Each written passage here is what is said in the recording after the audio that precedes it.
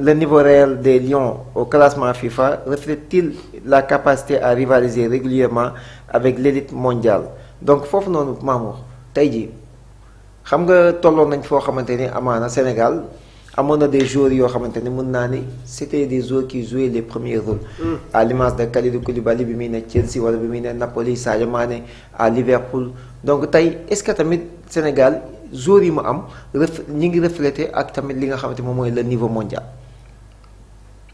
Bon, Idi, tu as posé quand même une question très importante. Posé nga tamit une question très complexe.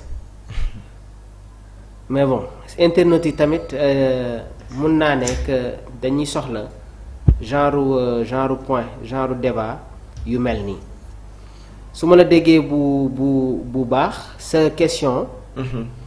mooy le niveau réel des Lions au classement FIFA reflète-t-il la capacité à rivaliser régulièrement avec l'élite mondiale. Est-ce que la fédération sénégalaise de football dañu war a adopter li nga xamante ne moom mooy une nouvelle politique maanaam rôle stratégique pour programmer des matchs contre les grandes nations. On avait la possibilité de disputer de très grandes affiches face aux grandes nations du football qui se retrouvent dans le Big Four ou dans le top 5 du classement FIFA. Mais ñun bi ñuy dem ci Coupe du Monde bi on a préféré jouer avec le Pérou. On avait préféré jouer avec la Gambie. Alors qu'il y avait la possibilité de disputer un match face à l'Espagne wala Argentine. Man de may dem ci Coupe du Monde jouer ak Espagne wala Argentine moo ma gënal mooy jouer ak Pérou wala Gambie. dafa am benn procédure boo xamante ne nag dañ ko déclenché woon. Parce que Sénégal tout le temps dañ doon tëgg ay matchs amicaux yoo xamante ne ñi ñuy jouer duñ ñu ëpp doole. duñ ñu ëpp doole. oui ñun ñoo leen di ëpp doole. du mën a équipe yooyu baaxuñu. mais ñun toll nañu fenn foo xamante ne on doit se frotter aux meilleures nations. parce que loolu daf ñuy permettre déjà ñu am des acquis des aptitudes waaye tamit am une approche claire envers yenn équipe yi nga xamante ne war nañu mën a jouer ak ñoom avant ñuy qualifier ci coupe du monde bi. joué wuñ fi woon contre Angleterre. bi ñuy dem ci coupe d'Afrique des nations bi. joué wuñ fi woon contre Brésil mais loolu dañ ko waroon continuer bi ñu gañewee la coupe d'Afrique des nations waroon nañu teel a programmer li nga xamante ne moom mooy des matchs de haut niveau. parce que Sénégal toll na fenn foo xamante ne soo yónneewee demande wala ñu yónnee la invitation pas le Sénégal sax mais am na ay équipes yoo xamante ne ils rêvent de disputer des matchs amicaux avec les Lions de la Teranga. parce que Sénégal nekkatul dëkk bu ndaw ci football. léegi nag xoolal avant ñuy dugg ci coupe du monde bi ci position bi ñu nekkoon ak léegi ci position bi nga xamante ne moom la ñu nekkee man jouer Colombie moo ma gën a jouer le Pérou. jouer ak Mexique moo ma gën a jouer ak Pérou. dem jouer ak Chili. ñenn ñi dinañ ma ne qualifié wuñu demoon jouer ak Paraguay. moo ma gën a jouer ak Pérou. parce que ñooñu dinañu am lu ñu leen di apporter parce que. si classement FIFA bi tamit ñoom ñu ngi occuper benn position. mais nga gagné Coupe d'Afrique des Nations jouer Maroc dem di programmer beneen ay matchs amicaux contre Pérou ak Gambie. qu'est-ce que ça peut t'apporter équipe yooyu duñ la gagné. mais est-ce que perspective bi newul woon tamit parce que boobu ñu ngi woon ci tournée nationale bi ak mondial bi bëggoon présenter diaspora bi li nga xam moom mooy trophée CAN bi est-ce que soit des adversaires nekkul woon tamit Mamour pour rek tamit fête bi Sénégal doon def mu couronner avec une victoire. xam nga dafa am ci benn niveau boo xamante ne moom la ñu toll Idi. et il faudra faire beaucoup attention. Bien sûr. Il y a beaucoup de choses yoo xamante ne war nañ ko mën a moderniser am na yu bëri yoo xamante ne war nañ ko mën a améliorer le Sénégal n'est plus une petite équipe. dafa am fenn foo xamante ne dañ fa toll ci football. nañuy programmer des matchs amicaux avec les grandes nations. Je parle pas seulement du Sénégal mais damay wax tamit ci les équipes africaines. muy la Côte d'Ivoire muy le Maroc muy le Nigéria. war nañu di tànn bu baax ñun suñu ay prochains adversaires surtout nag le Sénégal. Concernant la préparation. gis nañu rapport yi nga xamante ne des éléments yi nga xamante ne génne nañ ko sur le rapport de la direction technique.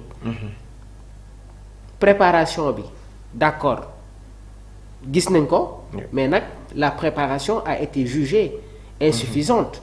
Je suis d'accord que ñu jouer ak Arabie Saoudite ak équipe bi nga xamante ne moom mooy les États-Unis foofu c'est logique. mais fenêtre match bi ñaari match yi nga xamante ne programmé nañ ko mais Idi c'était pas du tout normal. alors que mënoon nañu jouer contre Argentine. mënoon nañu jouer contre Espagne. coupe du monde bi kan moo ko gagné. Espagne kan la finaloon. Argentine.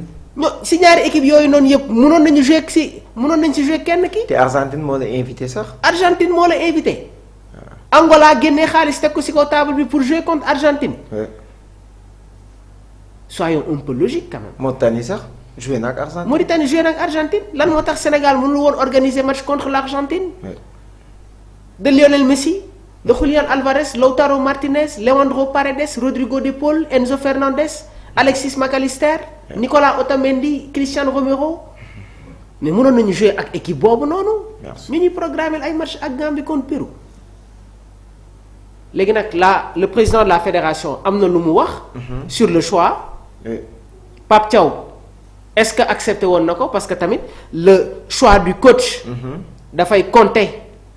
ci yenn situation yi moo tax le président de la fédération sénégalaise de football Abdoulaye Fall. man bi mu évoqué loolu lors de sa conférence de presse je me suis posé énormément de questions. mais c'est des options yi nga xamante ne kenn du ko écarter. Sénégal du dëkk bu ndaw léegi Idi. mais contre Argentine bi moom man je peux accepter parce que. mais contre Espagne sax. Argentine moom bi muy invité Sénégal boobu le match contre la Gambie était confirmé et Abdoulaye Fall avait notifié que ni kat vu que le match est déjà confirmé ba jàpp nañ date mënatuñ ko annuler pour di jouer contre l'Argentine mais contre l'Espagne bon le Sénégal devait carrément jouer ce match-là. vraiment am na ay yenn choix. yoo xamante ne doo ko refuser y a des propositions qui ne se refusent pas. Ah non. man je préfère jouer avec l'Argentine que de jouer contre le Pérou ak Gambie looy ragal looy daw lan la ban stratégie nga mën a évoquer ci yooyu les situations. maintenant il faudra revoir la copie di waaw. am na solo ba tey donc ba léegi nii rek tey jii Sénégal tamit nekk loo xamante ne rek vitrine la. donc football bi moo toll foo xamante ni tamit le Sénégal doit se frotter au grand parce que le Sénégal est une grande nation donc le Sénégal ñu ngi koy xaar tamit mu am des matchs de cette envergure pour rek ñu gën a mën a tamit peser le poids de cette équipe du Sénégal donc ñu ngi ci yeneen perspective l'équipe du Sénégal est dans la continuité bientôt dinañ dugg ci li nga xam te moom mooy qualification yi et tout donc ba tey dañuy continuer bi lee waxtaan ba tey mais ma desandi foofu ba tey rek par rapport à nos joueurs ak seen niveau mondial et tout fan nga leen di classer. les joueurs de l'équipe nationale du Sénégal. kañ am et tout. on a les meilleurs joueurs du on a les meilleurs joueurs du continent africain bu ñu fàttee. comme ni ma ko waxee démb Ismaïla Sarr qui va Inch'Allah qui sera le prochain ballon d'or africain. bien sûr. courtisé actuellement par Manchester United ak Liverpool de même que Iliman Ndiaye. suñu biir équipe on a Edouard Mendy qui a remporté la Ligue des Champions avec les Blues de Chelsea. am nañu ki nga xamante ne moom mooy Kalidou Koulibaly. on a Idrissa Gana Gueye qui a fait les beaux jours du Paris Saint-Germain. sans pour autant oublier notre ñanco national qui a remporté tous les titres ci championnat yi nga xamante ne jaar na fa. bi mu nekkee Salzbourg. bi mu ñëwee au niveau du championnat anglais. bi mu demee fële nga xamante ne mooy Bayern Munich. ci Saudi Pro League bi.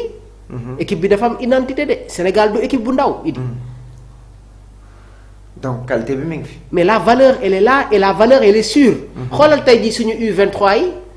mais xoolal équipe bi nga xamante ne moom la ñu am ci U23 c'est la meilleure équipe africaine. xool joueurs yi ñu am. et dans cette sélection pourtant am nañ fa U23 Idi. yu bëri. El Hadj Maodo Malick Diouf. Antoine Mendy. Antoine. Mamadou Sarr. Moustapha Mbow. Moustapha Mbow.